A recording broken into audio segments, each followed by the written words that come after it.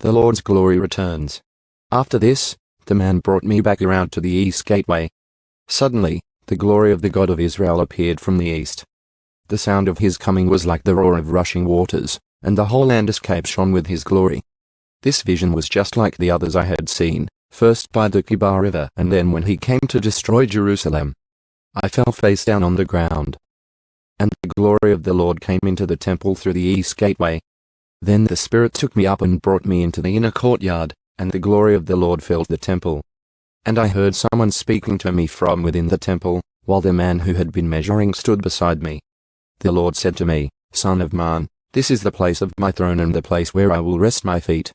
I will live here forever among the people of Israel. They and their kings will not defile my holy name any longer by their adulterous worship of other gods, or by honoring the relics of their kings who have died. They put their idol altars right next to mine with only a wall between them on me.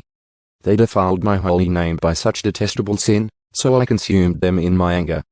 Now let them stop worshipping other gods and honoring the relics of their kings, and I will live among them forever. Son of man, describe to the people of Israel the temple I have shown you, so they will be ashamed of all their sins. Let them study its plan, and they will be ashamed of what they have done. Describe to them all the specifications of the temple, including its entrances and exits, and everything else about it. Tell them about its decrees and laws. Write down all these specifications and decrees as they watch so they will be sure to remember and follow them. And this is the basic law of the temple, absolute holiness. The entire top of the mountain where the temple is built is holy. Yes, this is the basic law of the temple. The altar. These are the measurements of the altar. There is a gutter all around the altar 21 inches deep and 21 inches wide, with a curb 9 inches wide around its edge. And this is the height of the altar.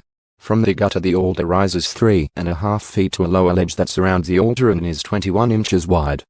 From the lower ledge the altar rises 7 feet to the upper ledge that is also 21 inches wide. The top of the altar, the hearth, rises another 7 feet higher, with a horn rising up from each of the 4 corners. The top of the altar is square, measuring 21 feet by 21 feet. The upper ledge also forms a square, measuring 24.5 feet by 24.5 feet, with a 21-inch gutter and a 10.5-inch curb all around the edge. There are steps going up the east side of the altar. Then he said to me, "Son of man, this is what the sovereign Lord says. These will be the regulations for the burning of offerings and the sprinkling of blood when the altar is built.